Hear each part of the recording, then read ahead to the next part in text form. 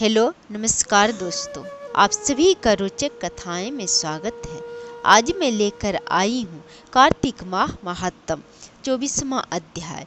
राजा पृथु बोले, हे मुनि श्रेष्ठ, आपने तुलसी के इतिहास, व्रत और महात्म के विषय में कहा है। अब आप कृपा करके मुझे यह बताइए कि कार्तिक मास में क्या और भी देवी देवताओं का पूजन होता है, यह भी विस्तार पूर्वक बताने की कृपा करें। नारद जी बोले, पूर्व काल की बात है। सहम पर्वत पर करवीकर में धर्मदत्त नामक विख्यात ब्राह्मण रहता था। एक दिन कार्तिक मास में भगवान विष्णु के समीप जागरण करने के लिए वे भगवान के मंदिर की ओर चले। उस समय एक पहर रात बाकी थी। भगवान के पूजन की सामग्री साथ लिए जाते हुए ब्राह्मण ने मार्ग में देखा कि एक भयंकर राक्षसी आ रही है। उसका शरीर नंगा और मांस रहित था। उसके बड़े बड़े दांत, लपकती हुई जीभ और लाल नेत्र देखकर ब्राह्मण भय से थरथरा उठे। उनका सारा शरीर कांपने लगा। उन्होंने साहस करके पूजा की सामग्री तथा जल से ही उस राक्षसी के ऊपर प्रहार किया। उन्होंने हरि नाम का सुमरन करके तुलसी दल मिश्रित जल से उसको मारा था, इसलिए उसका सारा पाप नष्ट हो गया।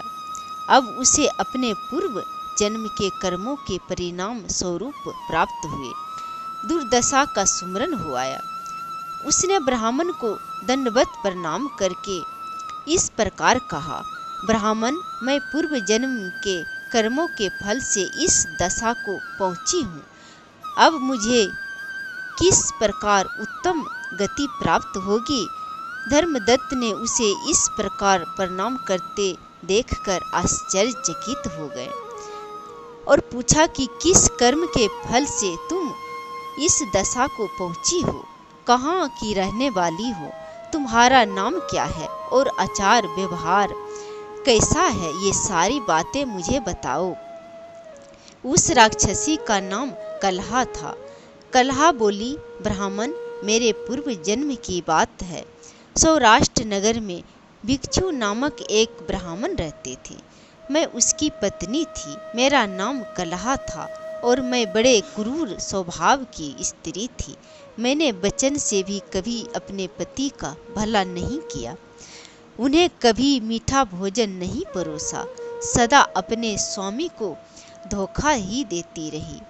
मुझे कलह विशेष प्रिय था, इसलिए मेरे पति का मन मुझसे सदा उद्विग्न रहा करता था।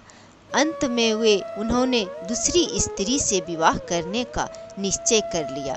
तब मैंने विष खाकर अपने शरीर का त्याग कर दिया। फिर यमराज के दूत आए और मुझे बांधकर पीटते हुए यमलोक में ले गए। वहां यमराज ने मुझे देखकर चित्रगुप्त से पूछा, चित्रगुप्त, देखो तो सही, इसने कैसा कर्म किया है। जैसा इसका कर्म होगा उसी के अनुसार यह शुभ या अशुभ फल को प्राप्त करेगी। चित्रगुप्त ने कहा, इसका किया हुआ कोई भी शुभ कर्म नहीं है। यह स्वयं मिठाइयाँ उड़ाती थी और अपने स्वामी को उसमें से कुछ भी नहीं देती थी। इसने सदा अपने स्वामी से द्वेष किया करती थी, इसलिए यह चमगादड़ी होकर रहे तथा सदा कलह में ही इसकी प्रवृत्ति रही है। इसलिए यह विष्टाभोजी सुकरी की योनि में रहे। जिस बर्तन में भोजन बनाया करती थी उसी में यह सदा अकेले ही खाया करती थी। अतः उसके दोष से यह अपनी ही संतान का भरण करने वाली बिल्ली हो। इसने अपने पति को निमित्त बनाकर आत्मघात किया है, इसलिए यह अत्यंत निर्दयी स्त्री प्रेत के शरीर में भी कुछ काल तक अकेली ही रहेगी।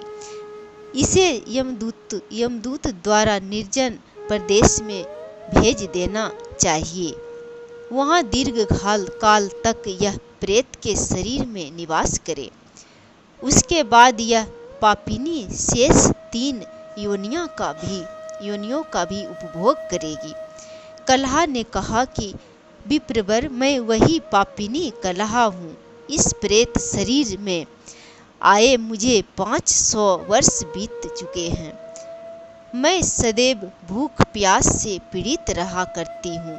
एक बनिए के शरीर में प्रवेश करके मैं इस दक्षिण दिशा में कृष्णा के और बेनी के संगम तक आई हूँ।